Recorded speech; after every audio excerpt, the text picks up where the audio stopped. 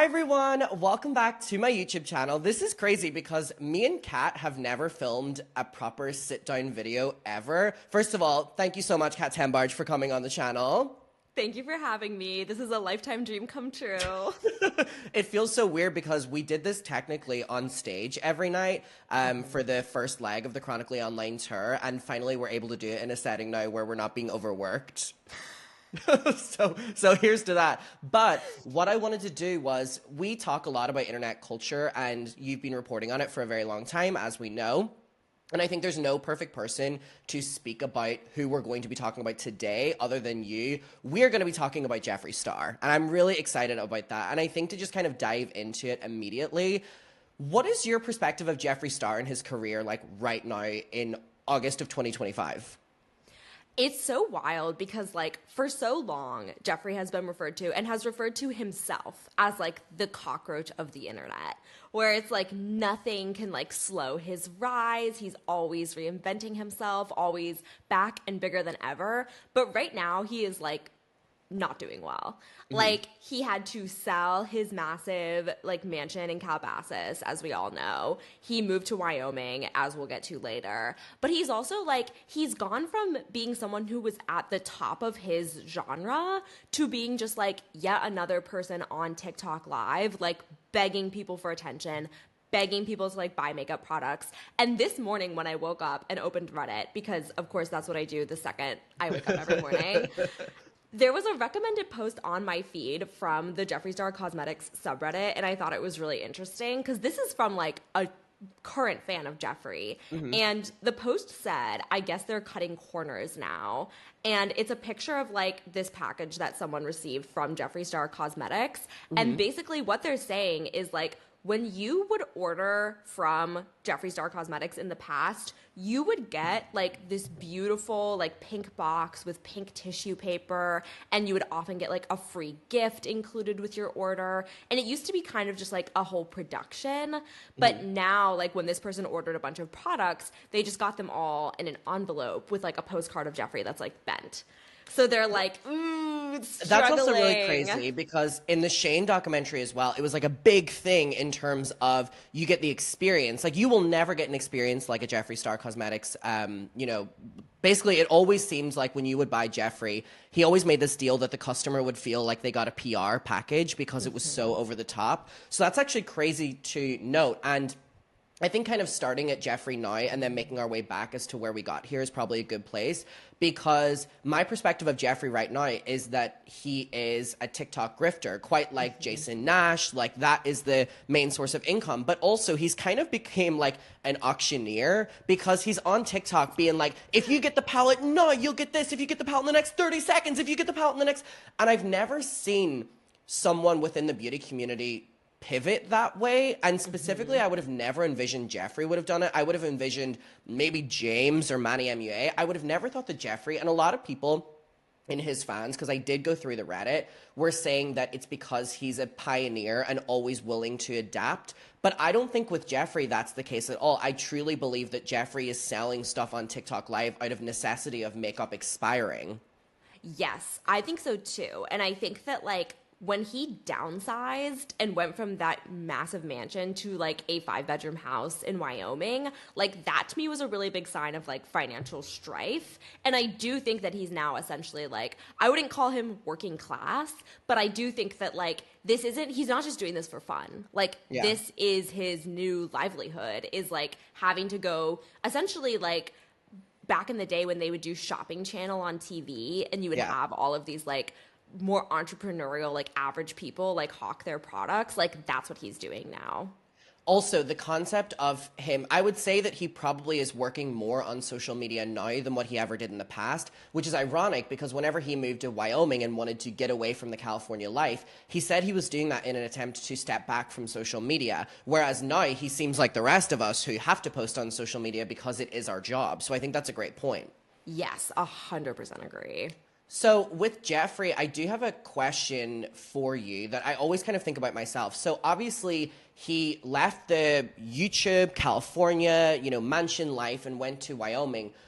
The place that he is is very different than California. And for him going and selling makeup and then doing the makeup and meat store, I wonder if you have any like insight in your like personal opinion as to kind of how the community of Wyoming look at him and kind of react to him, because again, he is doing the makeup and meat store now, so he's pandering to both sides, and he is kind of embracing a more like masculine and I would argue right wing at times when he's recently going on podcasts talking about pronouns, and he's talking, you know, he's doing all these things that directly feed into the narrative of like trying to pander towards the people that he's in the community with, or at least a wide majority of them. And it makes me think back to when he did like a follow-up video with Shane, and it was after they all got canceled, and Shane and Ryland came out to Wyoming, and Jeffree picks them up at this little airport, and Jeffree's like making jokes about how he looks really feminine and he looks really quote unquote homosexual, but everyone in the community loves him. So I was wondering like what you think their opinion of Jeffree is, or does it matter if he's just rich anyways?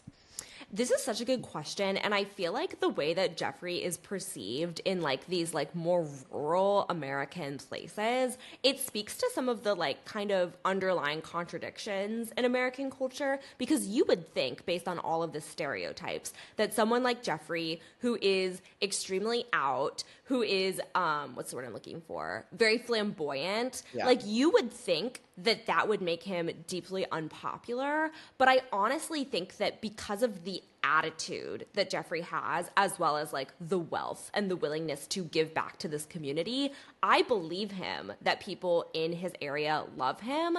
And I think that like there's a couple reasons for that. One, going back to Jeffree's like peak on YouTube when he was like one of the most beloved beauty YouTubers, I remember I would spend a lot of time kind of looking at like who are the people replying to him the most on Twitter, and like who are his biggest fans who are not just like buying merch but buying like every single one of the Jeffree Star Cosmetics mirrors. The people who would buy like 50 of those hand mirrors, get them in every single color. And they would display them on their wall. Yes. And they would hang them all on their walls, and they would have all of the eyeshadow palettes, often like completely unopened, like also displayed. When I would look at those people, it really shocked me initially, but it no longer surprises me. Like, these were people who are like the type of people in this community. It was people in like rural America, like red states, oftentimes really low income backgrounds. And there was also a lot of crossover with like Trump supporters. Yeah. And that initially surprised me, but I really think that like the attitude that Jeffree has and the sort of like the values that he supports, which are like getting money by any means necessary, like being mean to people, like dominating through force, I'm like, that's also Trump's appeal. So it no longer surprises me that like they have like a lot of crossover. That's Jeffree J. Trump. Yeah, exactly. Exactly. And when he first moved to Wyoming, like he did a bunch of stuff for the local community to like sort of, I think, impress the people around him, or like make sure that he was like well liked in the community. So like, for example, he built the warehouses in Wyoming and hired a bunch of people in the local community and like gave them jobs. So that's obviously like a huge life-changing thing for people. It makes sense why the community would embrace him. The other thing he did is like there would be local, like a local symphony or like a kids event, and he would literally sponsor it.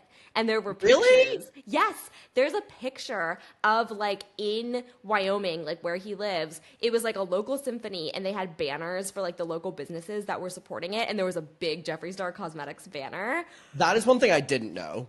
It's so surreal looking at that, because it's literally like a local like gun store and then like Jeffree Star.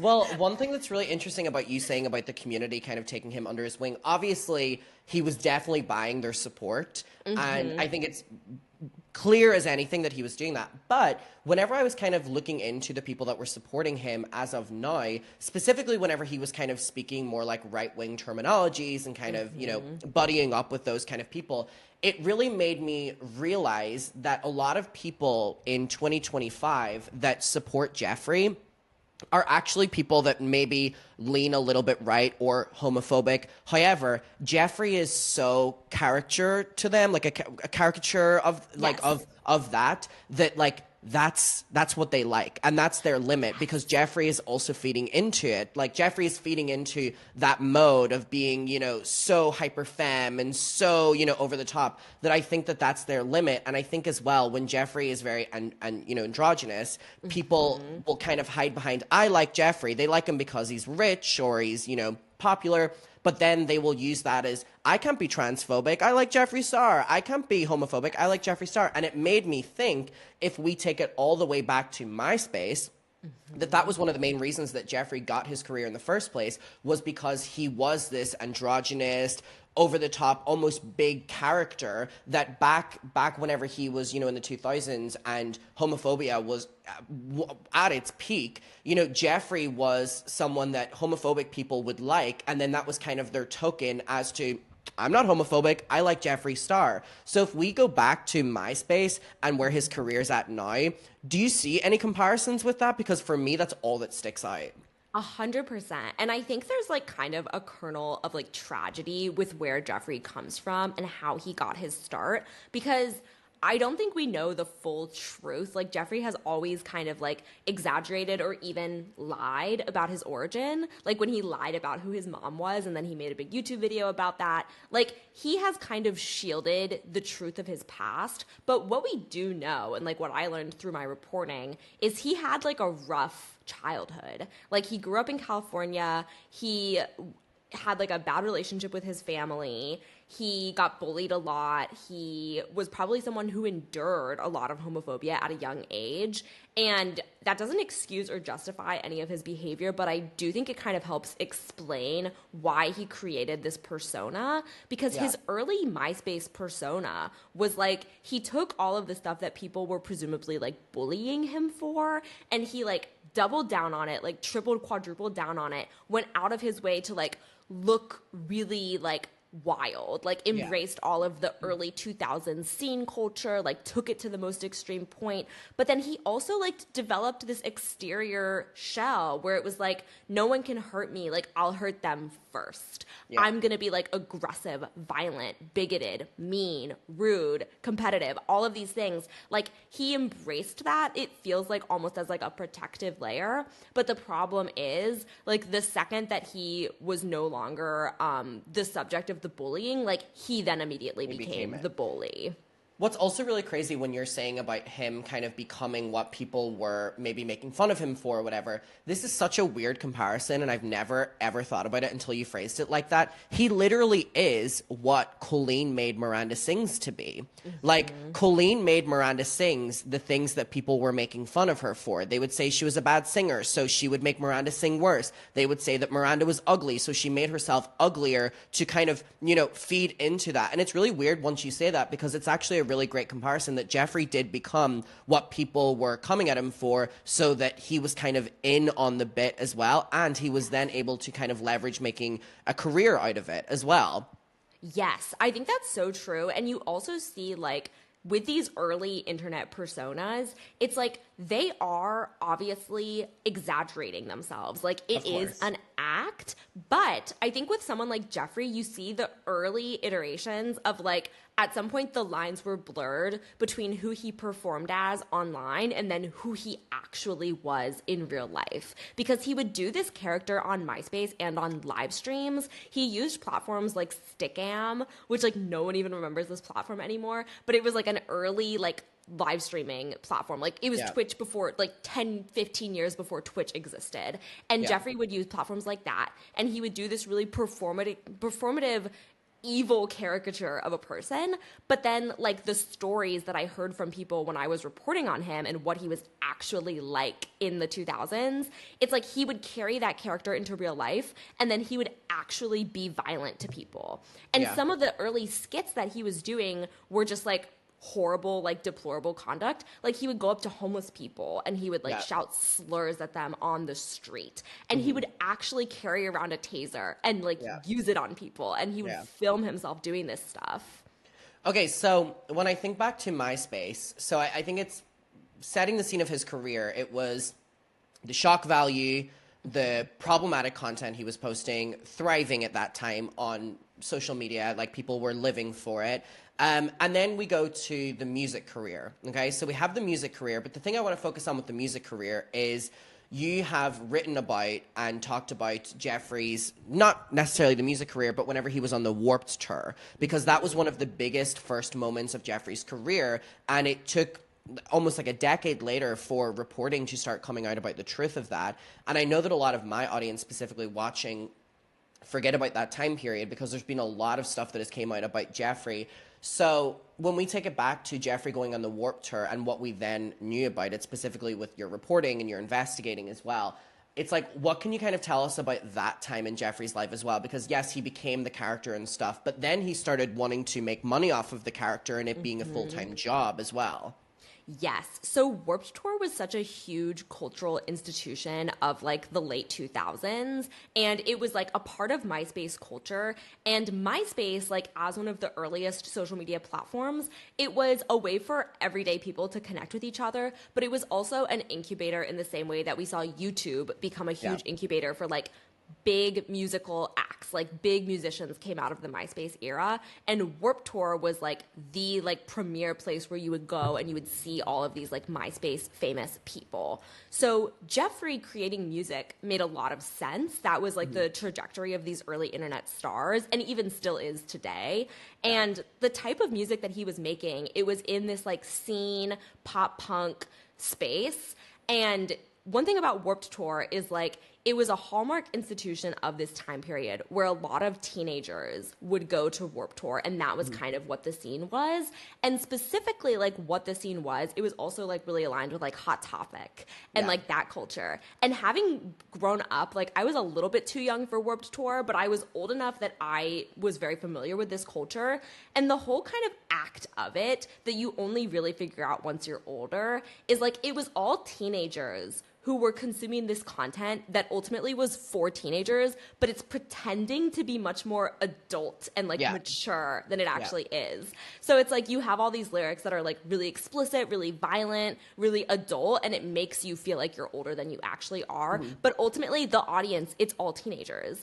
And I was going to say, between teenage years, what do you think the majority of, like, obviously not off the top of your head, but would you say, like, where would you say the peak range would be in terms of, like, teen years of people attending Warped Tour? Because I didn't know about Warped Tour before I started seeing people writing about it.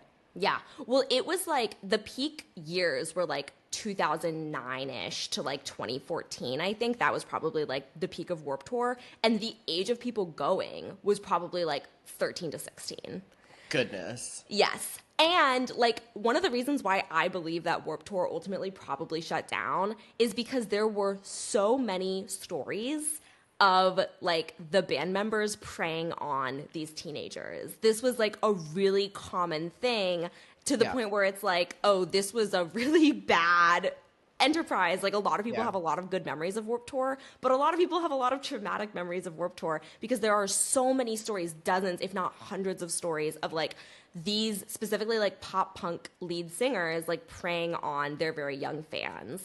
And so Jeffree toured with and made music with the band Blood on the Dance Floor and the lead singer Davi Vanity. There have been multiple investigative reports. I did one for Business Insider. There are also ones for like the Huffington Post. He like allegedly preyed on dozens of children.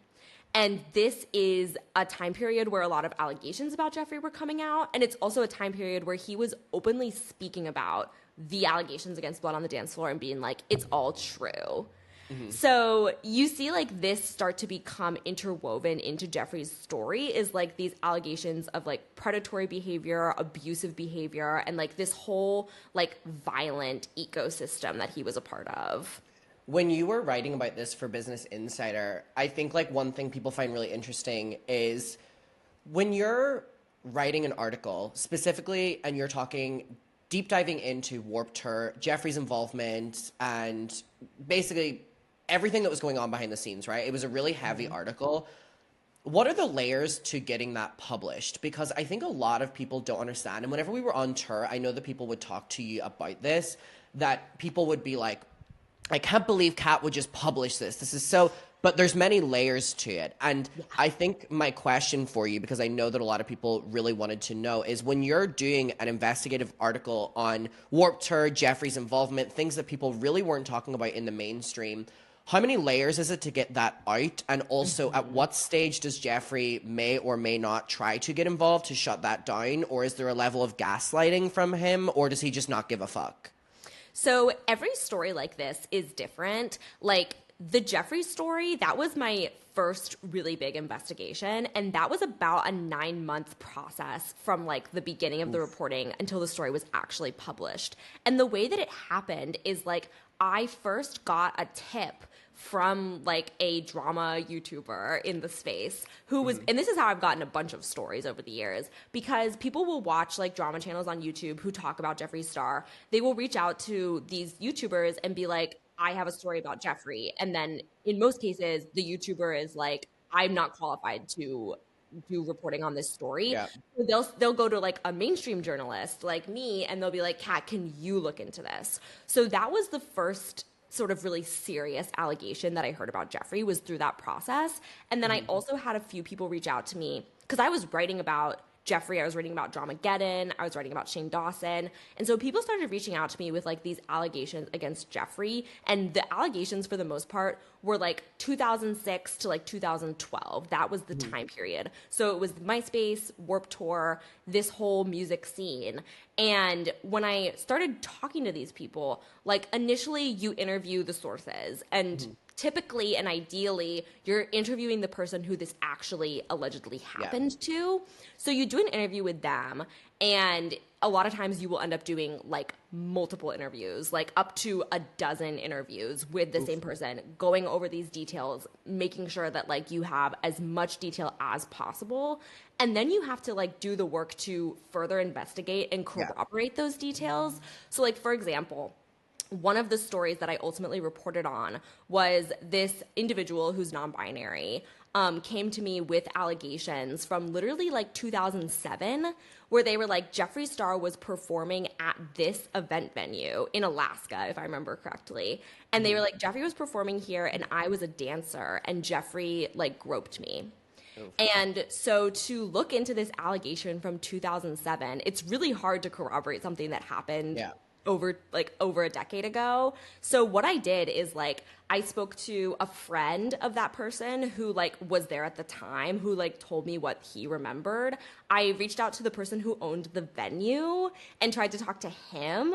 And then I also like went back on the Wayback Machine, which when I was doing the Jeffree reporting, I relied so heavily on the Wayback Machine because MySpace it still exists, but it's like a shell of its former self. So if you want to find like what all of these pages looked like in 2007, you have to use the Wayback Machine. So I used that to basically like confirm that this event actually happened, like day, time, place. And then I spoke to these people. And then I did that like 6, 7, 8 times for all of these various allegations. And so that took several months. And Jeffree could have figured out, like, when you do a story like this, it's always possible that the person you're writing about will find out because you're talking to dozens of people. So one of them could easily go back and like let them know, and that does happen.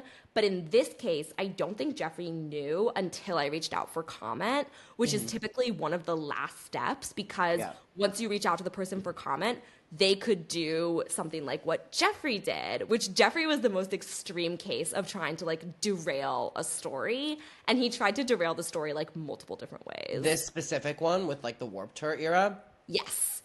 Because I know it was you were reporting on it a while ago, but just for clarification for people, just so we're like not missing anything. So from that time period, there were a couple things that were reported in that article that included hush money as well, right?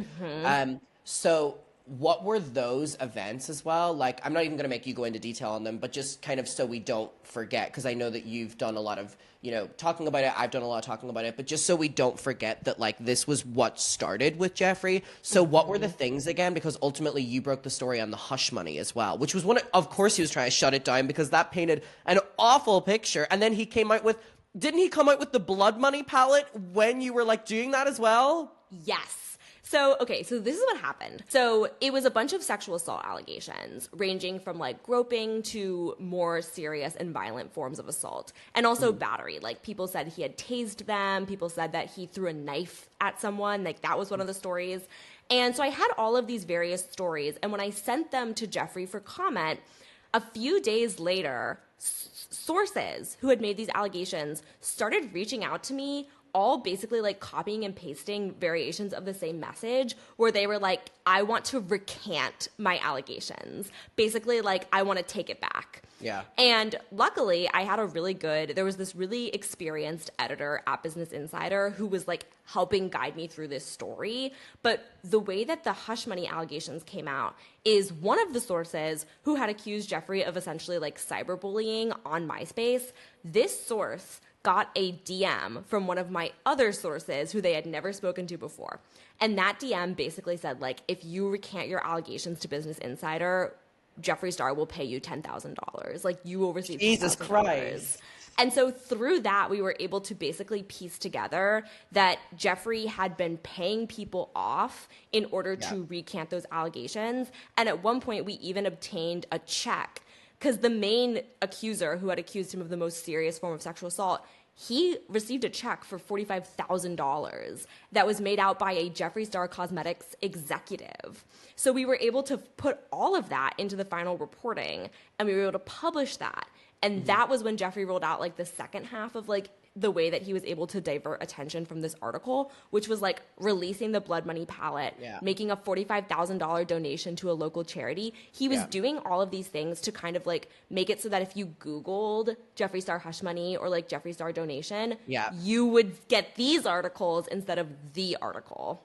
It is really crazy, and I think that he's done many of these things over the years, and I think that your reporting at Business Insider kind of stemmed a lot of that as well, because obviously you were at the top of the game in terms of writing about digital influencers, but I think that there's something to be said about that in terms of him strategically doing things that garner public attention and public feedback, that whenever it changes the Google like SEO when you search in his name. And I think it's kind of important. So when we move on from like the MySpace era towards like the YouTube Rise era, it's important to note that, like you said, from the get-go of Jeffree's first couple years, there were allegations of sexual assault, there were allegations of bullying, and furthermore, when we take the little bit of and he was trying to erase those decades later, you know what I mean? Like, he was still dealing with all that, but I think when we make the pivot from MySpace to YouTube, there's a really interesting kind of overlap timeline here that by the time that Jeffree was leaving MySpace,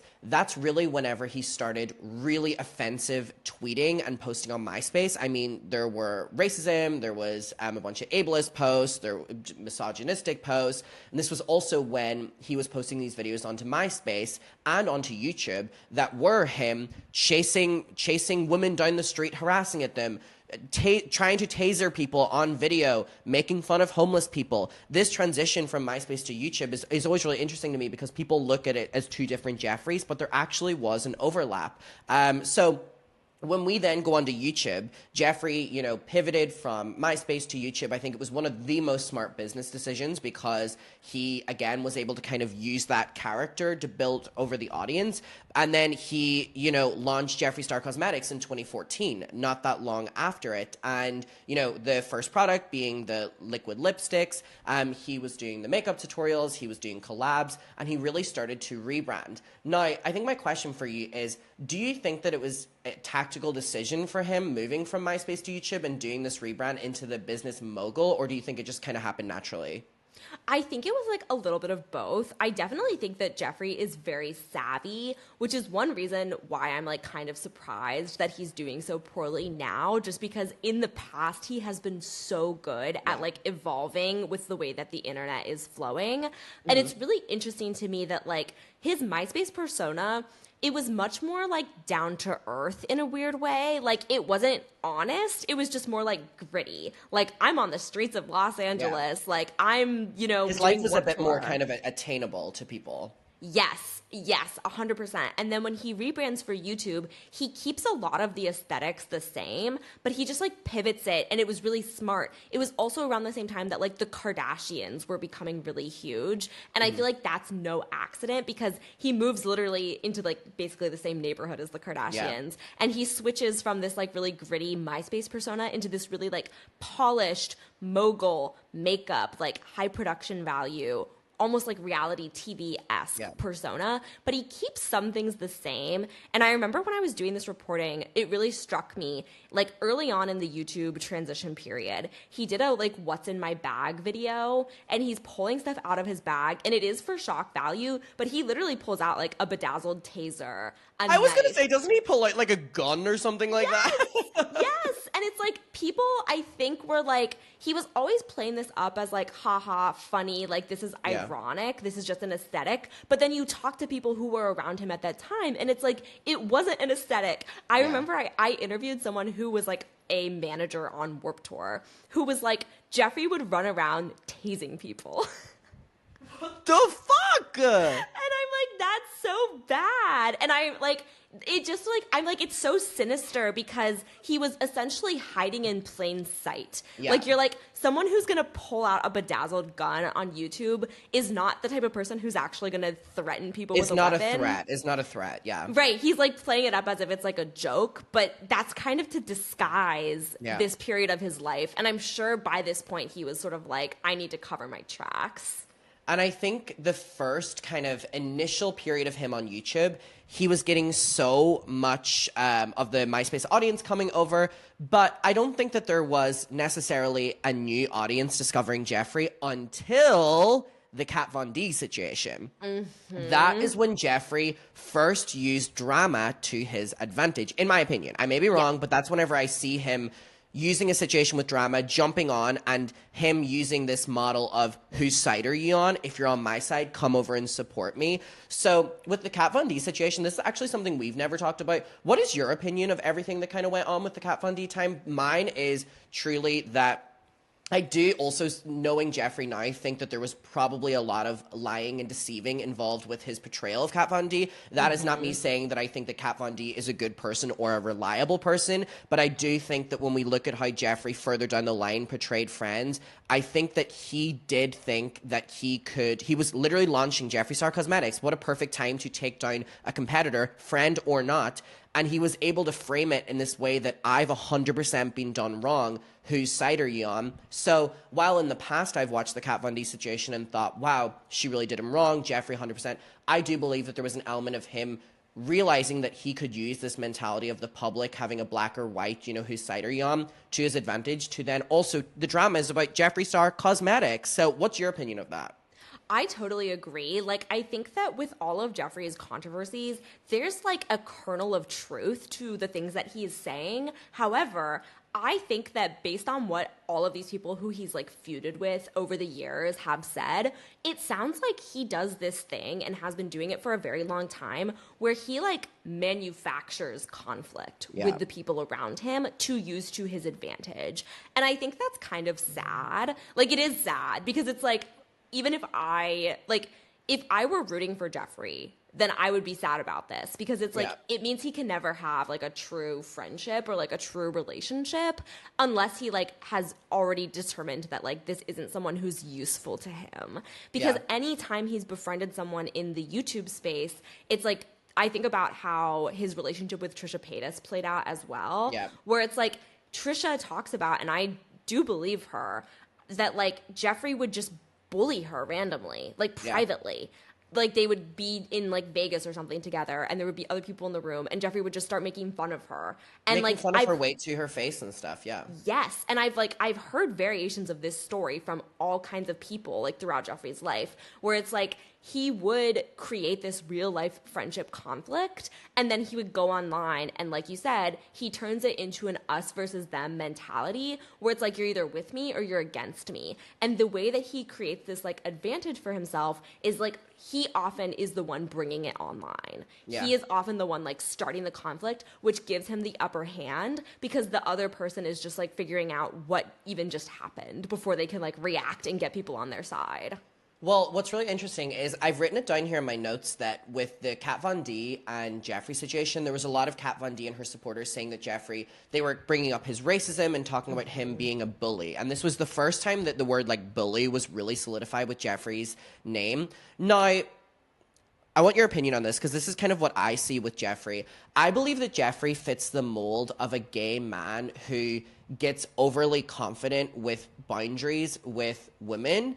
And I think that he is the perfect example of a gay man that will really call a woman a bitch as not a joke, but like you're a bitch kind of thing. And also I see it as him having the I'm gay, so I don't need a boundary with you. And we see that with Trisha in terms of it's a joke. I'm making fun of your weight. You know, I'm doing it in a little catty way. I'm doing it in a little bitchy way. And I believe that when we see Kat Von D calling Jeffree a bully and you referencing the Trisha thing, I think with Jeffree, he uses that to his advantage. And then whenever normally the woman responds in a way that's like, this is too far, Jeffree then takes it online and blows it out of proportion. And because Jeffree's audience know him as this flamboyant, you know, gay man who they don't see him as a threat necessarily, which is why I think that going back to you about the bedazzled gun and bedazzled taser, people don't see it as a threat. And when we go to Jeffree in the yak farm holding a A5, whatever the fuck they're called, people still see it as an LOL joke because they do kind of,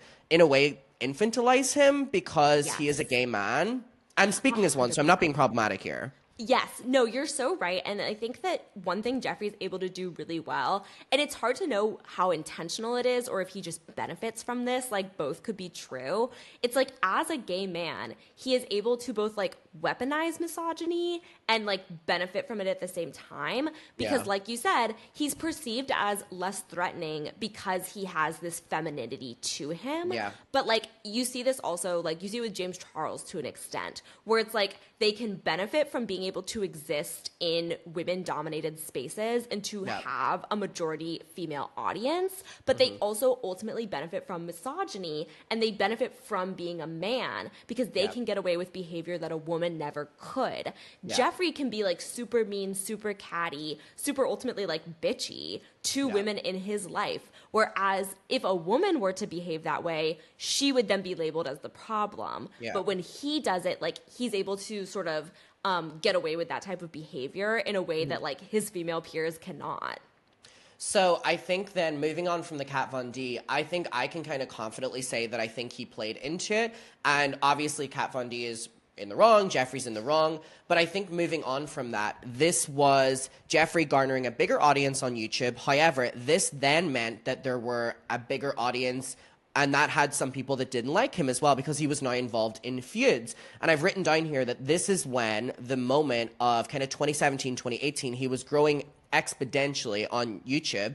And it was the first moment where all of those old videos of him using racial slurs, violent jokes, derogatory language, harassing people resurfaced. And this is where we get the first ever 2017 apology video, Racism, from Jeffree. Now, first of all, I think that there's something so deeply unserious that he was able to get away with a video that's him racism, but I did see that people did, in the moment, think it was performative as well. And this was also around the time whenever he was having the feud with Jackie Aina.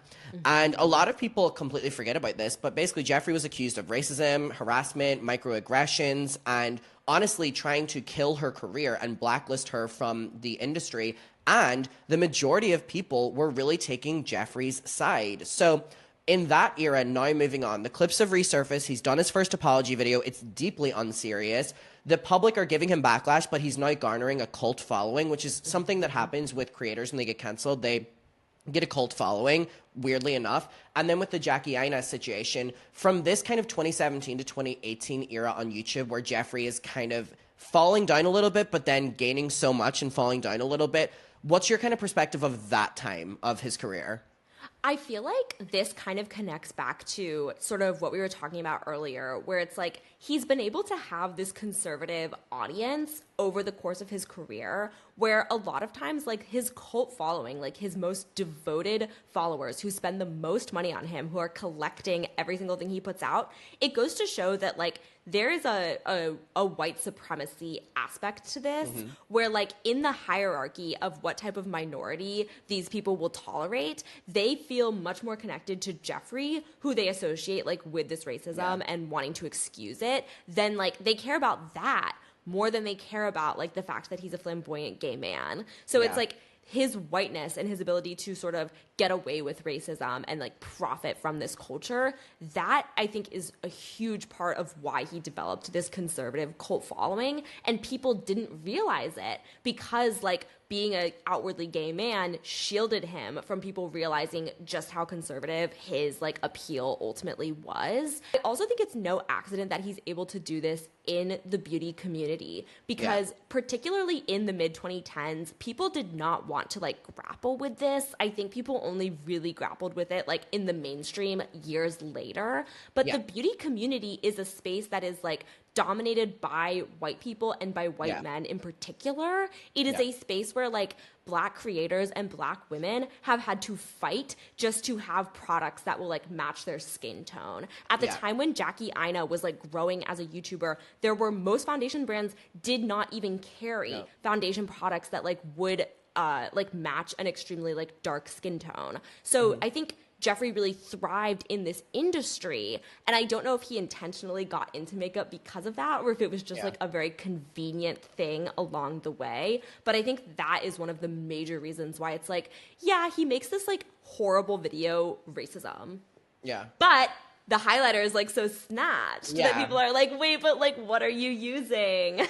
I think I have a good question. Do you think that Jeffree got into makeup because he actually cared about it or he saw it as profitable? Both.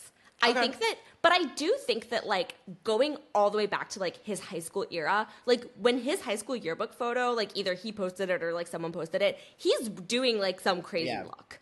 So it's like, I do believe that Jeffree, as a lot of young queer people do, like got into makeup as a way to experiment. Expressing themselves, Exactly. So I think that that was real. And like also MySpace Warped Tour, that was an era where a lot of men were wearing like heavy eyeliner, like doing these crazy looks. So I think that that was authentic, but I think he really recognized how profitable it could be early on. And he recognized how profitable makeup would be like literally 10 years before a lot of like mainstream celebrities started doing their own makeup brands. Like he figured that out at a very early time. Because keep in mind, what's always really crazy to me was Jeffree was up against Kylie Cosmetic lip kits. Like, people talk about the boom of those, but Jeffree Star Cosmetics was also incredibly on the rise at that time. But anyways, moving on from like the 2017 to 2018, in 2018, we do have Dramageddon 1. So I think everyone who's watching is aware of this. It was obviously Manny MUA, Laura Lee, Gabriel Zamora, Nikita Dragon.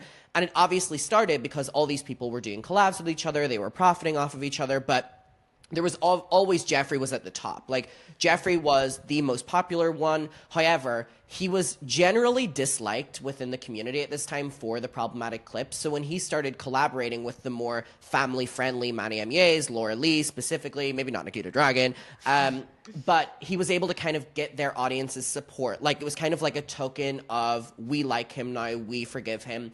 However, there was definitely bitterness all around, and obviously it all came to a head whenever they all posted the photo of them doing the middle finger where they're like, bitch is bitter because without him we're doing better or something, which was obviously about Jeffree, and I'm sure they all regret that. Now, when that was posted and the public immediately start taking Jeffree's side, even though at its core it was about them making the joke about him being problematic and racist and on his own and, you know, making his own bed, why do you think that the public really took Jeffree's side even before Laura Lee and Manny MUA's racism and their own problematic stuff came up? Because even when they posted the video, before the Jeffree people started trying to find what they had done, people immediately were taking Jeffree's side, which is weird to me because he wasn't the underdog, but people were almost acting like he was. Yes, it's really interesting and like fascinating how Jeffree was able to use all these people to his advantage and then kind of like discard them and actually like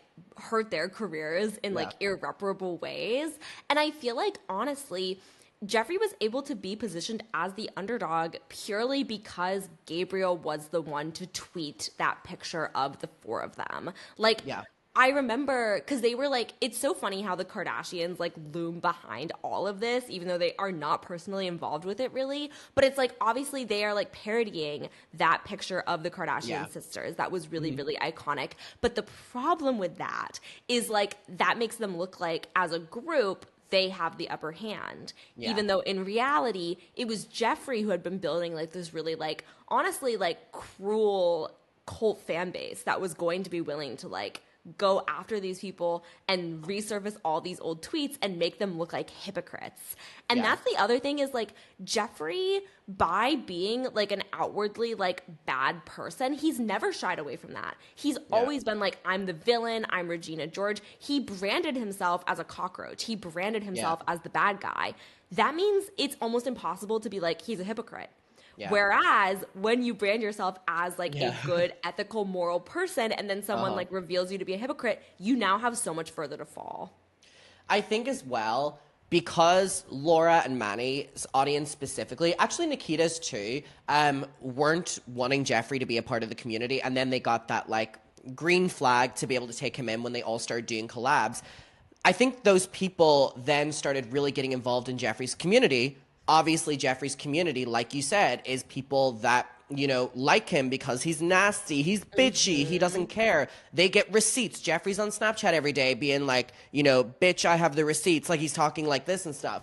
And so I think that then Manny, Laura, Nikita, and Gabriel's audience were all supporting all of them, because they were in a friend group. But eventually their allegiance was with Jeffree, because what's more entertaining, being with someone who's messy and giving them entertainment, or Nikita? And you know, it was just the comparison of it wasn't there. But I think it's really fascinating that as soon as, you know, the narrative was, it's okay that this grip posted this photo because Jeffree's racist, it's really funny in a way that Jeffree's audience were like, okay, we're now going to find you being racist. Instead of addressing the point that they were making about Jeffree being racist, they were like, okay, we're now going to find your favorites being racist to kind of one-up you. This is what happened in this kind of era of YouTube, specifically when James gets involved, when Shane gets involved, where it was almost like the ecosystem was so fucking weird that it was not a case of who was racist. It was a case of who was the most recently racist or who was the most racist. So whenever I think of the response in Jeffree on Snapchat and, you know, him gloating about their stuff leaking, even though he had 10 times worse stuff. Totally. Why do you think he was able to get away with that? Like, why do you think the public at that time on YouTube, who were probably a bunch of teenagers, maybe that's the reason, allowing Jeffree to basically run with the narrative that he's the victim in this. He's the one who's been done wrong by his friends because his friends were basically calling him racist, but his friends were also racist. Like, this doesn't make sense. It doesn't make sense, and I'm gonna bring him up again, Kardashian. Because, hear me out, this is what I think happened. When Kim Kardashian leaked the Taylor Swift Kanye West call on Snapchat in 2016, the world was never the same. That whole incident was the first time that like major receipts culture, yes, that literally like pioneered receipts culture, and it pioneered this like idea of like, you can just prove that someone is a snake if you hashtag is over party as well started. That's where it all started. Like, that was the inception of so much of this culture, and that created like this playbook where it no longer really mattered like who was right and who was wrong. It was just like, who can come out on top by like framing the receipts. Because as we all know, like literally a decade after Taylor Swiftgate, like Snakegate in 2016, ultimately, like, Kanye and Kim were in the wrong. We've now seen, like, the full, like, all of the unedited clips that show that, like, Taylor actually did have a problem with that song, yada, yada, yada. But, like, I think people like Jeffree were able to use that model really successfully, where it's like, the actual truth of the matter doesn't matter. What matters is, like, who gets the last word and who, like, has the attitude of, like, winning and showing, like, receipts. I think with the receipt culture as well, specifically with Jeffree, because I was going back and watching some of his old Instagram videos, a majority of it is him talking about having receipts on these people instead of showing it. And I think that there's an element of confidence as well. And I think that Jeffree was perfect at being able to sell you a story instead of actually showing you it, because there's so many Instagram highlights I'm seeing where he's talking for 7 minutes straight about once these receipts come out, he's never seen things as strong. And this goes into the James Charles as well. But nothing ever came out. But he was so persuasive that if you listened to him saying that and chose not to support him, well, he has something. You know, why wouldn't you? I think it truly was just about him being able to deliver and sell a story, which makes sense with him then selling products. Yes. And like ultimately what he's doing is like he's really good at these like classic manipulation tactics. And I think that is like kind of a hallmark of Jeffree's whole career. Is like he's a manipulator even today with like the TikTok stuff where he's like, buy this in the next 30 seconds or it's going to be gone. Like that is a classic manipulation tactic. He's really good at like, I would refer to it as like used car salesman behavior. And someone else who's really good at that is literally Trump. Like they have like this similar Jeffree J. Trump. I've been saying it. Jeffree J. Trump. It's like both of them do this thing where it's like if you just repeat a lie over and over and over and over again, people will just assume that it's been true all along and they will actually like repeat it for you. So Jeffree is so good at that because when he says like I have the receipts, one thing that I would see people say about Jeffree all the time during Dramageddon is like you can hate Jeffree, but he always has the receipts. And he never does. There's not even any receipts. But that's the, like, he was able to create that persona for himself and that reputation for himself. And so people did the work for him. Yeah. And if you think as well, there's so many moments where Jeffree will talk about receipts, but then he'll make the video. And in the video, he'll be like, I'm not about that. I don't want to show any receipts. You know what I mean? Which is just really fascinating. But anyways, I do have one clip or one question before we move on from Dramageddon 1.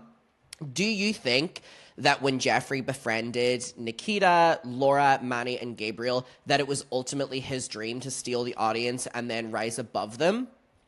I do. And it's like, obviously I can't know for sure, but I just think that we see this with Jeffree over and over again. Like Jeffree, as far as we can tell from what we've seen publicly, he does not like make friendships authentically. Like you see this with Shane Dawson. You see this with like James Charles and Tati. You see this with the previous, with Kat Von D, with like all of these people. It's not friendship because he actually likes them and wants them to be in his life forever. It is all about like, can he get their audience? And that ultimately involves some sort of manufactured betrayal. Okay, and then you mentioned Shane. So let's move on to 2019 because Jeffree did something which was really strange for someone in the beauty community, which was he pivoted from being friends with said community to almost turning on the community and befriending someone outside of it, bringing someone who wasn't involved in it in and kind of rewriting the community, which ultimately is what destroyed it as what we know. Why do you think that Jeffree kind of sought out Shane particularly? Because I know that Shane did the documentary with him, but without sounding problematic here, and you and the audience know exactly what I'm talking about, Shane Dawson is exactly the person that Jeffree Star has been making fun of for a very long time. Yes. I think, because this came after TanaCon, and I think Jeffree saw how good Shane Dawson was, whether it was intentional or unintentional. He was able to rescue Tana Mongeau from the brinks of, like, lifetime cancellation. Like, the way that that all unfolded online is the type of thing, like, it was being compared to Fyre Festival. Like, that is the sort of thing that could have killed her career outright. But Shane was able to make her look sympathetic at a time when that seemed impossible. And I think Jeffree saw that specifically and was like, that is the exact sort of treatment that I need to do with my whole past. Because the documentary series that they ultimately created, that was an opportunity for Jeffree to completely rewrite the narrative of his life. And that is what I think he saw in the value of Shane Dawson, is like this pseudo-documentary style conveys a lot of authority and like finality. Shane Dawson was presenting himself as like the elder YouTuber who was like everyone's dad on YouTube. And so that like carried a lot of like emotional, like makes people root for you. But the other thing it carried was like Shane Dawson was presenting it as like, this is the real story. This is the real Jake Paul. This is the real Tana Mongeau. This is the real Eugenia Cooney. And that is exactly what Jeffree wanted to do, is be like, this is the final word on my origin story, which could easily come back to bite me at any time. And also, I've written down in my notes here that Shane's docuseries, because they did two, obviously. The first one was kind of, The first one was whenever they were trying to rewrite the narrative of Jeffree. So obviously there was some prior planning there in terms of ultimately them doing the conspiracy palette. And if we look back on Shane documentaries from years prior, they did make references to Shane maybe getting into makeup and stuff. So it was obviously all pre-planned. Obviously it all is. But I've written down in my notes here that the documentary basically framed Jeffree in a way as being business savvy, but also incredibly misunderstood. And I think the narrative of Jeffree being misunderstood and Shane almost babying him and wanting to right his wrongs, even though Shane is equally as problematic, I think it really hit a nerve with, in a good way, in the sympathy points with the audience. And then it had completely rewritten the narrative of Jeffree as being someone who, above it all, is you know, a businessman, but he's so misunderstood. And I think that it was kind of the perfect storm then of Shane and Jeffree taking the industry by storm, because Manny, Laura, Gabriel, everyone, Jeffree, Kat Von D, everyone he ever had a feud with now looked incredibly bad for ever doing something to someone who was just misunderstood. You know what I mean? 100%. And that is like such a good rhetorical weapon. And we've seen so many people who are like, have been canceled or who have had like genuinely have done such bad things by just presenting themselves as more complicated. That is a narrative that people absolutely love. It is one of the ultimate like comeback stories. And so they did that first series, obviously, that was kind of talking about Jeffree's life. And then in theory, that doesn't really make sense as to why that happened if the conspiracy series didn't happen, because it seems really random when you think about it, because the Eugenia Cooney one he did makes sense in theory. The Tanacom one makes sense. The Jeffree one about his life seems incredibly random if you really just kind of look at it now, like thinking back. It was obviously pre-planned, and I'm sure there was a deal there set with the palette already. Now, with bringing Shane into the community, do you think that that was a level of Jeffree trying to take control as well, because he was introducing someone that wasn't involved, who was now going to be at the top, and he was, in a way, the mentor? Or do you think it genuinely just was them trying to collaborate for quick money? I think both of them are true, but, like, I'm really intrigued by your thoughts on that. I think both can be true, and I think that, like, Shane was in a very convenient position for Jeffree to, like, take advantage of his massive audience, his documentary style, and I also think it's very convenient that when all of that started to crumble, like, Shane was the one who actually, like, ultimately suffered the most, similarly to Jeffree's other feuds with Kat Von D, with Trisha, with Manny MUA, like, Jeffree's always the one who suffers the least, because I also think that he is just so good at like keeping cool and calm and collected in a crisis. He's not reactionary at all. Exactly. He's calculated. And I think for Jeffree, he is genuinely emotionally so far removed from what is happening that he doesn't care. Like, I remember when all of the Shane stuff started to fall apart, like, Shane would literally, as we all know, be on Instagram Live, like, get off, crashing out. And Jeffree's literally sitting at home, like, sipping a Red Bull. Because it doesn't affect him. What's really interesting, I remember, because this is when I first started making videos on all of these people.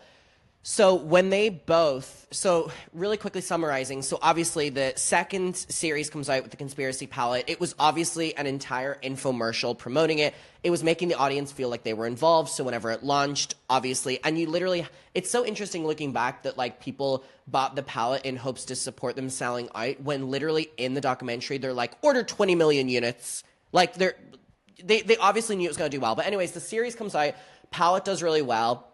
Moving on from that, when the cancellation happened, I know that's jumping a little bit ahead, but I do think you have a good point there, which was when I was seeing this cancellation unfold, because I was covering it, Shane was on Instagram Live. He made a big video called, like, holding myself accountable, or whatever it was called, taking accountability. He was sitting down. He looked a mess. He was, like, really going through it. And the day after that, people were like, is Jeffree going to drop Shane? What's going to go on? Jeffree was seen taking photos with fans in Calabasas the day after, showing off cars and stuff like that. And I remember making a video on it. And in my video, I was like, it's so funny because Jeffree has now done to Shane what he's done to other people, which is immediately drop him whenever and let him take the fall, like he did with previous friends as well. But then weeks later, Jeffree responded with the video where he's on the gold couch and he's deflecting to the Black Lives Matter movement. And he's like, how dare you guys talk about me when you should be talking about this, the deflection. But in that video where for weeks he had been silent on Shane getting the brunt of it, he says, how dare people say that I would drop my good friend Shane Dawson? It's so wild and it's so manipulative. And it's like, I genuinely think Jeffree benefits from being able to like be manipulative and cruel to people that he knows in a way that other people just like can't do that. It's insane. So if we go to basically their final moment here, which is Dramageddon 2.0, this was Tati Westbrook, James Charles, the bi sister of it all. We all know, we don't really have to recap. Tati, exposed James for, it's so interesting looking back on the video. It was like, her main points were like coercing like straight boys, right? And basically just being fame hungry and all the rest. Point blank period, do you agree with what she said when she came back years later? Do you think that the reason she made that video is solely Shane and Jeffree? I do not believe that it was solely Shane and Jeffree. I believe that Tati tried to victimize herself ultimately in a way where she wanted to push all the responsibility off onto them. One thing that I always come back to is I'm like, you were all well into your 30s. Yeah. Like, you do not have the benefit of, like, a lot of influencers when they get into these controversies, like, they literally are, like, 17 years old. Yeah. Like, they literally do have this sort of, like, youthful immaturity where it's, like, you can understand why they would make bad decisions. But I do think Tati was fully aware of what she was doing and how she could play it to her advantage at every step of the way. But what I will say on top of that is I don't think she would have done it without that push from them. I think she bears responsibility, but I think they ultimately did give her the push to do it. That's what was interesting to me, because the reason that Shane and Jeffree got so badly canceled, and this was like their final cancellation that people still reference to this day. Shane references it to this day on his podcast. Jeffree will reference it. I think ultimately it had to do with that Tati Westbrook video of pushing the blame onto them. Now, I don't see Tati Westbrook as gorgeous as she is. I don't see her as a perfect person. Nobody is, because ultimately there was that element where Jeffree Star Cosmetics PR package is in the background when she's talking. She's promoting Halo Beauty the entire time. This was a promo thing for her. However, I do believe that Jeffree and Shane were probably inviting her over and telling her the same thing Jeffree would do on Snapchat. I have receipts. I have receipts. I have receipts. Now, one thing I do wonder is, what's your opinion of the full era after this where Jeffree doubled down and said that he had the voice memo of an alleged victim of James, because he was using this in a way of a press tour of clearing his image. He went on Keemstar's podcast. He went on another podcast and he was like, I can play the clip for you and you'll know exactly the villain he is. But he never said it really publicly, showed anything. He never doubled down on it publicly in terms of here's who it was or whatever. And obviously you don't, say a victim's name, but it was really interesting that was kind of Jeffree's method for the final latch on to trying to get people to support him again and not turn on him, was him basically saying he was standing up for victims. Because keep in mind, at this time, like you were at Business Insider, speaking about how people were the victim of Jeffree as well. So what's your thoughts on that? I think that he's utilizing a lot of the exact same tactics that we've talked about, where it's when you say you have the receipts but you don't show it, that gives you a massive upper hand. It's also impossible for us to know what the context of that recording, because I do believe that the recording exists. And one thing that has always really stuck with me is Blair White made a video about I remember this. that, where she's like, Jeffree Star is a monster or something like that. Yes, and that has always stuck with me very strongly, because even though Blair is not someone who I like, even though Blair is not someone who I respect, and even though I don't view her What? I certainly don't view Blair as the most credible human being on the planet, but I do believe she was genuinely disturbed by what she heard in this voice memo. And so that leads me to believe that there is at least some truth to the fact that A, I believe the voice memo exists. B, I believe that the voice memo is disturbing. However, I always wonder what is the context of it, and was it edited or manipulated or taken out of context in any way? And why does Jeffree have it on his phone? Yes. Yes, and I have like my own theories, and it really bothered me at the time. Like I was like, I wish that we could get some sort of like clarity, or like closure about this voice memo, because like similarly to Blair, it is really disturbing that Jeffree as a public figure is wielding this as a weapon in a way where no one can have any actual like insight into what's going on.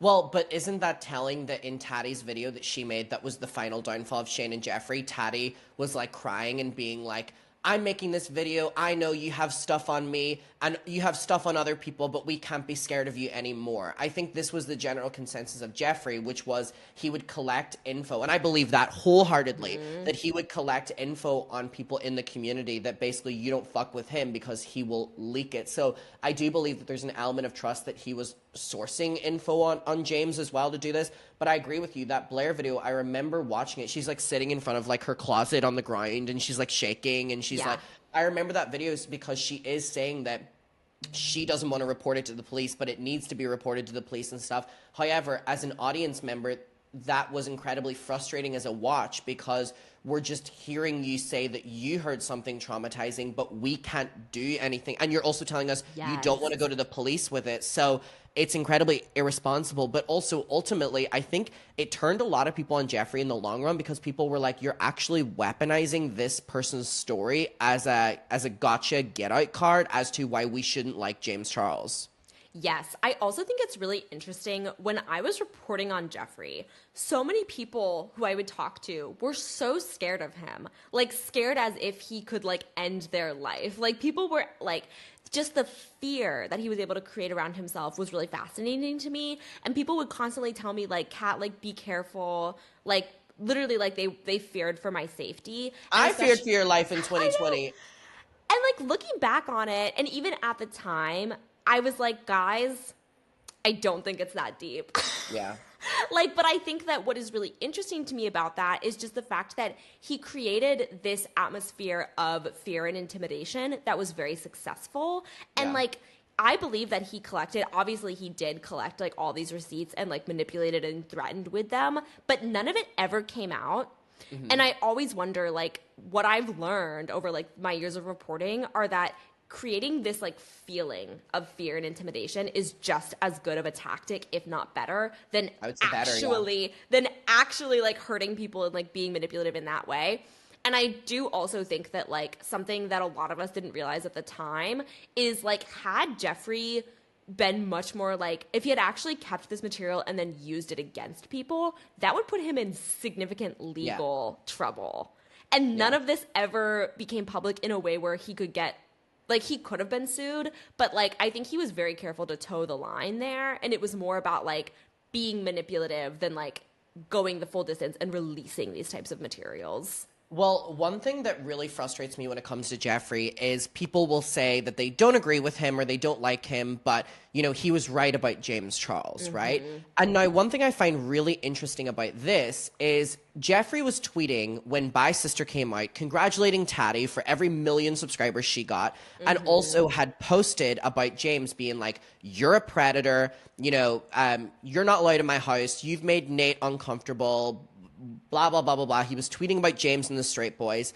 But as you're aware, Jeffree has had multiple things online where he's fetishizing straight men, where he has also done the same things, if not worse, that James has been accused of.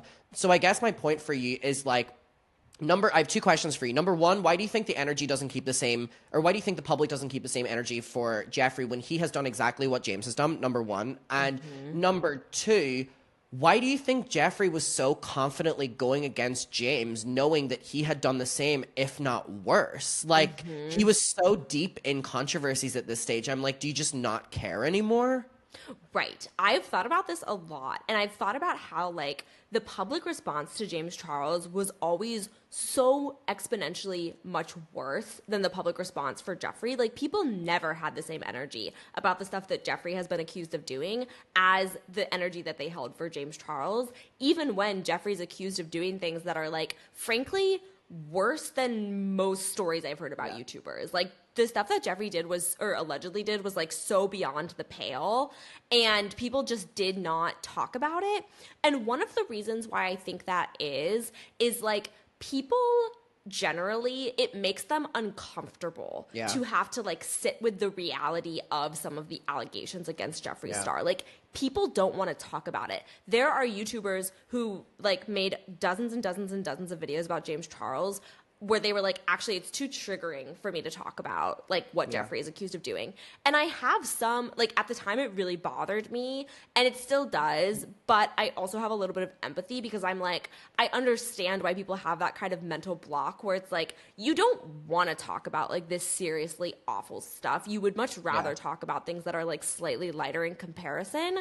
And I also think that, like, James Charles at his peak, I think if you went up to any random person and showed them a picture of Jeffree and a picture of James and were like, do you know who either of these people are? They would more likely know who James was just because James became so famous at a time where more people were online than when Jeffree was at his most famous. Like, the population of people who were on MySpace is so much smaller than the population of people who are online now.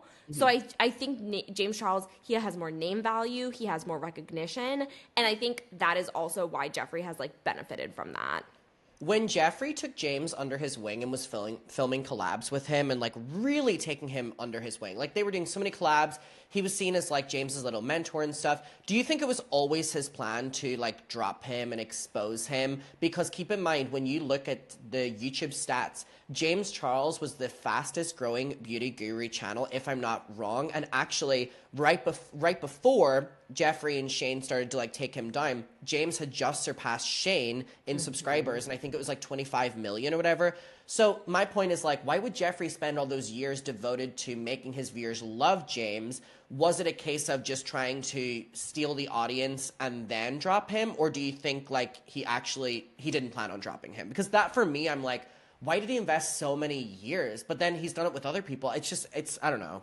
I really think that he plays this long game. And maybe I'm wrong, but, like, based on everything we've seen from Jeffree, it seems to me like he does this purposefully. Like, he takes these smaller creators, he builds them up for the purpose of eventually tearing them down. And I think he does this because, going back to how, like, savvy he is and how good at, like, PR and media he is, he recognizes, like, how much people get invested in these stories of, like, rooting for the underdog and then canceling them, and, like, we build people up so that we can break them down.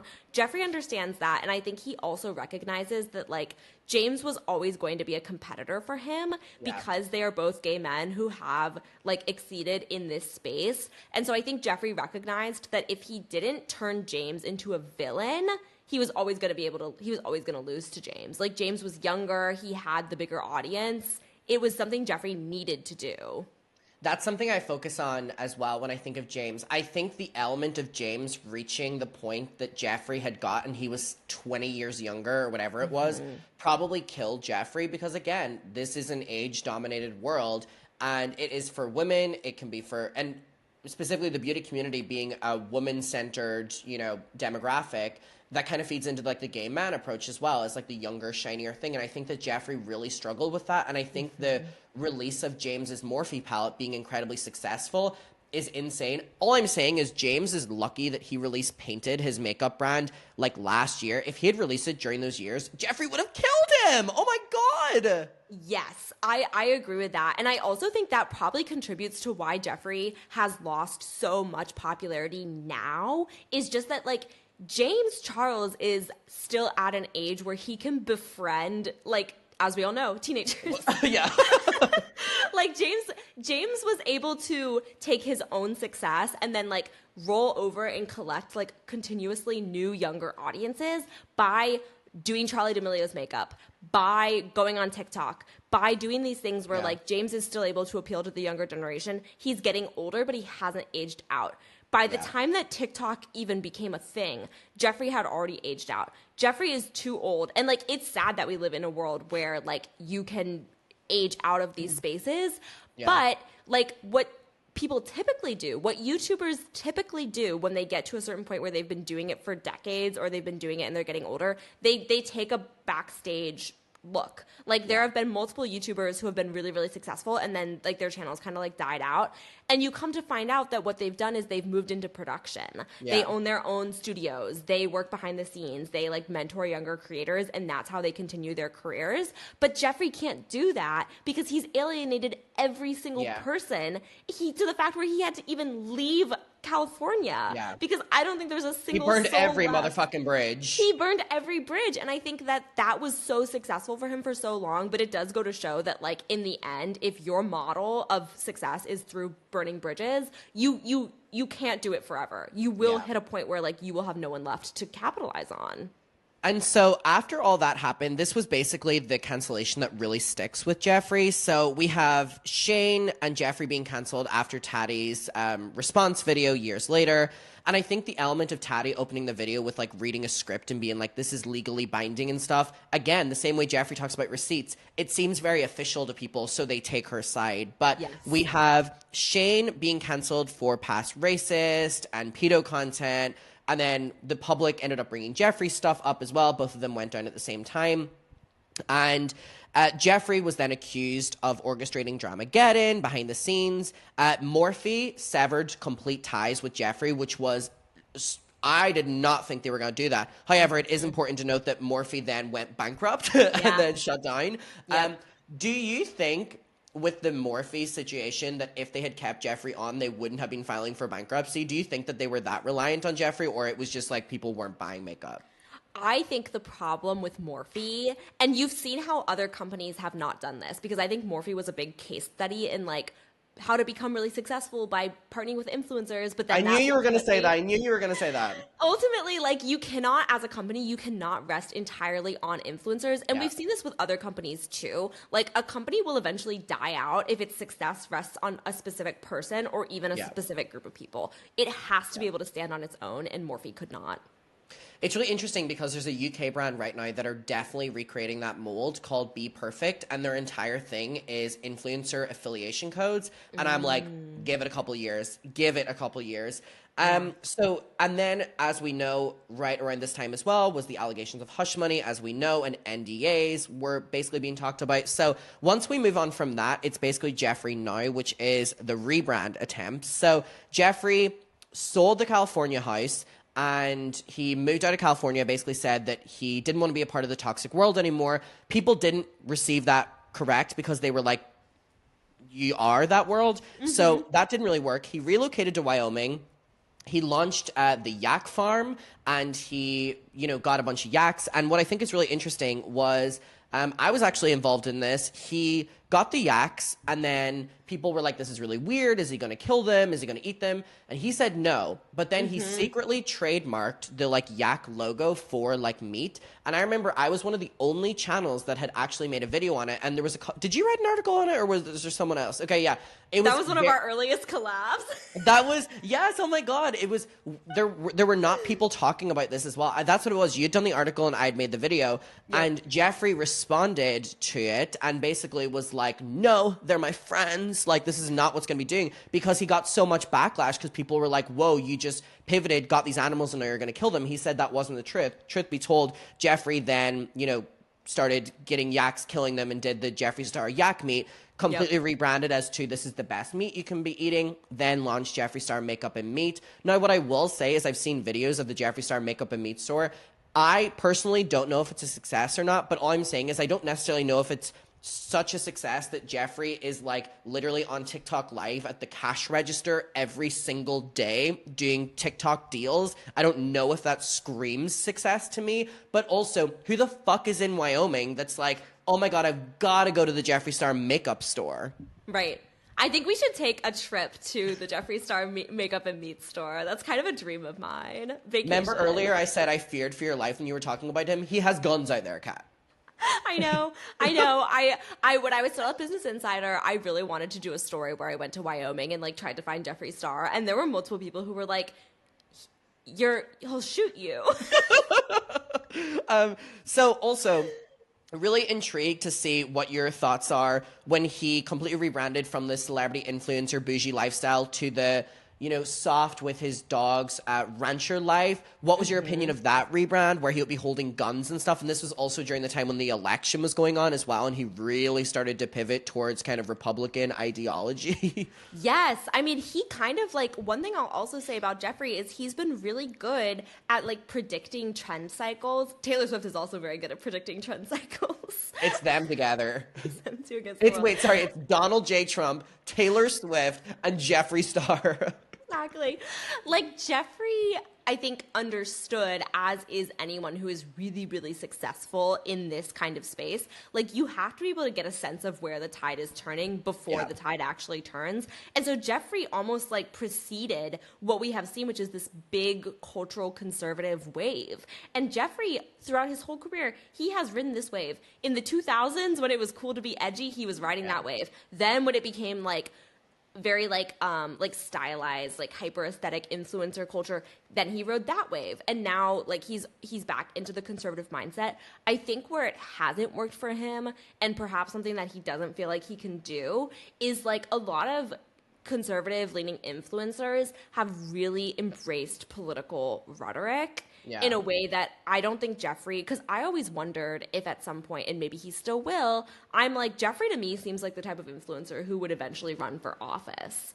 And when he moved I could see that for like a smaller place, Yes, when he moved to Wyoming, I was like, I wonder if he's going to run for local office. Like, because that would be a way for him to work his way up. And he does strike me as the type of person who like would do that sort of a pivot, but he hasn't. We're on the campaign trail for him. Right. Well, I was sort of like, am I going to be, because there are like some reporters who were reporting on Donald Trump like back before he was a politician, and they've been reporting on him ever since. Like, they followed him from like businessman to eventually president. And I was always sort of like, is that going to be Jeffree Star for me? Am I going to be My body like, just shivered at the idea of Jeffree Star being president. Well, I think at this point it's now clear to me that that's not going to happen, knock on wood, because he would have already gotten into politics by now if that's what he wanted to do. And I think he doesn't want the scrutiny that would bring, because if you get into politics, it just opens you up to an entirely new level of like, you have to register. There are campaign finance laws. Like, people will be looking into your business. And I have always thought that Jeffree has a lot of secrets that he doesn't, that he still wants to keep hidden. So I think politics would be too much scrutiny for him. And I also think that like, his style of rhetoric and his sort of media savviness does not necessarily extend into the political space. Because it's like, you get to this turning point where now he's lightly been like, oh, I'm against pronouns, whatever. And that hasn't worked for him. Like, he hasn't been able to master that and pivot to that in a way that like other creators have been able to pivot to that. See, I was going to ask you that. I was like, why do you think that he truly hasn't pivoted into basically like political commentary? Because I'm sure if he did, he would maybe get a new wave of success, because we're seeing it on the rise with Twitch streamers, that I'm almost like, why isn't he doing that? I don't want that, but I'm saying like, he is a businessman, which first and foremost is views and whatever. He already knows that he has a hugely right-wing audience. I'm like, why do you think he hasn't gotten into like political fucking, rambling? Because it almost makes sense for him. Not that I want it, but also I'm like, is he educated enough to like double down on things like that? That's the thing, is I feel like a lot of these influencers who have done conservative political rhetoric and been very successful at it, I'm thinking about like Aiden Ross, I'm thinking about like the Nelk Bros, like these influencers, they benefit from the fact that they just straight up are not smart. They are like not intelligent people, and they just like, they don't understand what they're talking about, but that resonates with a certain kind of audience. But also the audience that responds most positively to that type of stuff, also like Joe Rogan, that audience is not Jeffree's audience. I think Jeffree has really, really struggled to figure out his audience is like conservative rural women, and that audience is not watching like Joe Rogan, Aiden Ross. So I think that Jeffree's like not quite sure what to do with like the audience that he's built for himself, which is why he just keeps selling like the same type of makeup. Literally just relaunched like the Orgy palette. So it's like he just keeps trying to do that and do that and do that and see if that will stick. If he really wanted wanted to go in that direction, which again, also don't want him to do this. Hope Yeah. he's not. Dude, Jeffree Star, if you are watching this, do not take my advice. But I'm like, well, what he should do is like something that you've also seen, ironically enough, Kat Von D and like other beauty, like Raw Beauty Christie, like these YouTubers, they've gotten really into like pro homeschooling culture, medical misinformation, like pseudoscience, RFK Jr., anti-vaccine, all of that stuff. But I just think that at the end of the day, it doesn't interest Jeffree. He doesn't have kids. He doesn't want kids. So like he's kind of aged out of his own audience. Yeah. And now he doesn't really have an identity anymore. Okay, I have 5 final questions for you that you can answer as quick or as in detail as you want. I think my final question I'm going to ask first, can spice it up a little bit. From this point on, where do you honestly see his career going? Do you think it's going to stay as it is right now, or do you see a rebrand? I think if he wants to have any kind of longevity, he needs to have a rebrand. And I would say I'm also really surprised, and I wouldn't be surprised if we did see a podcast of some sort. Yeah. Because that's something I feel like he could actually do. I think that makes a lot of sense. Okay, 4 more questions. The other one is, a lot of people don't talk about Jeffree Star Cosmetics at kind of the peak of the Shane Dawson of it all. Actually, ironically, during the filming of it, had a robbery. And a lot of people don't talk about the robbery. And Jeffree really doesn't talk about the robbery, considering how monumental it was. In your opinion, if you remember, are you able to refresh us really quickly on kind of what that was? And also, in your opinion, allegedly, do you think it was real? Because for me, I don't think it was real, allegedly, in my opinion, because it was too convenient when it happened. And also, he really did start to drop it once people started questioning it. And if that had happened in my business... Yes. Jeffree has also alleged robberies that are suspect multiple times. He did it at the peak of the Shane Dawson thing. He claimed that someone broke into his warehouse and stole a ton of product to sell on the black market.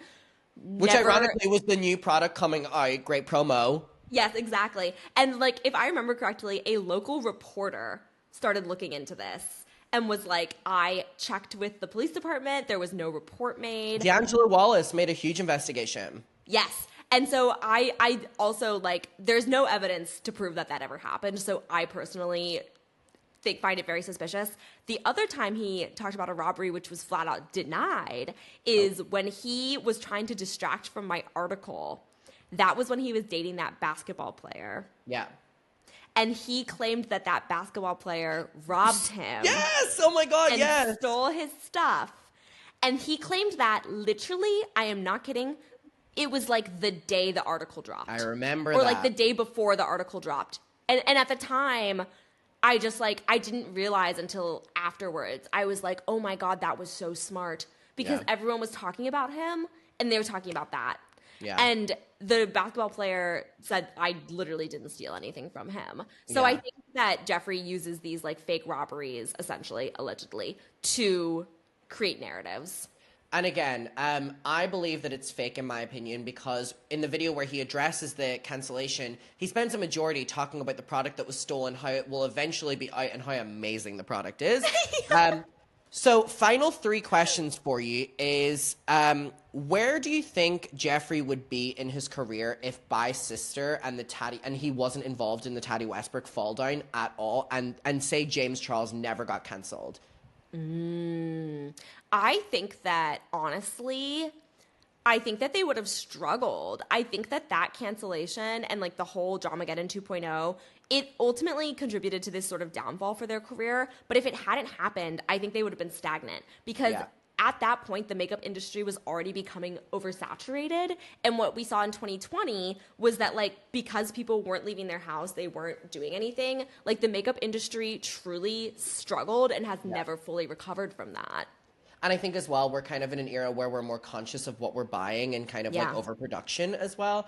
Okay, great. Final 2 questions is, I think the second last one I'll ask you is, I really am interested in your opinion on his obsession with Eugenia Cooney. Now, a lot of people don't talk about this, but I literally saw a clip of him like 2 days on Instagram Live, because Eugenia, if you're not aware, has been off social media for a while now. Like, people Yes. do not know where she is. She was always on TikTok live. She had a couple like seizures on live and hasn't been on since, and people are obviously wondering where she is. And my full thing is like, people are hypocrites, because when she's online you're saying she should be offline, then she's offline, you're like, where is she? But anyways, Yeah.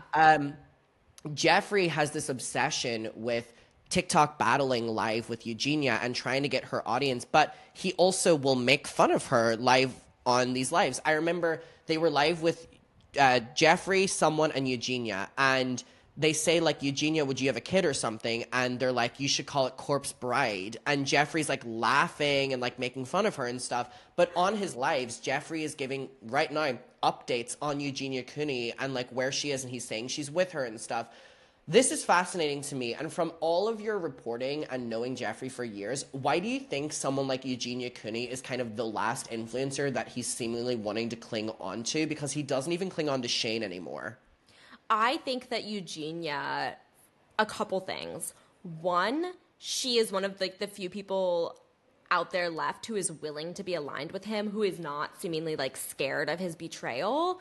Second of all, Eugenia calls back to the exact type of aesthetic that made Jeffree popular in the first place. Eugenia embodies the MySpace aesthetic and like the shock value of her body.